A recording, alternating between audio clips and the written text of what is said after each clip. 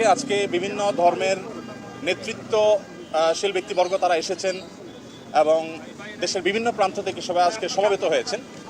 আমরা বাংলাদেশের মানুষ কেমন আছি, বিশেষ করে আমাদের অন্য ধর্মাবলম্বী যারা আছেন মুসলিম ছাড়া, তারা কেমন আছেন, তারা তাদের সেই অবস্থা ব্যক্ত করেছেন।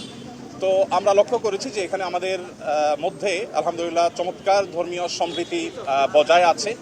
সেটিকে সামনে আরও কিভাবে ভালোভাবে ধরে রাখা যায় সেজন্য আজকে আমরা কথা বলেছি, সবাই মন খুলে সবাই যার যার মতামত ব্যক্ত করেছেন।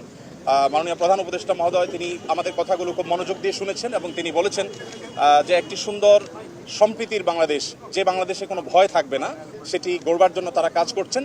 এবং আমরা আমাদের জায়গা থেকে বলেছি যে এদেশের ওলামা একরাম, এদেশের ধর্মীয় নেতৃত্ব, ফাদার আলবার্ট রোজারিও, প্রধান পুরোহিত সেন্ট ম্যারিস ক্যাথিড্রাল রমনা।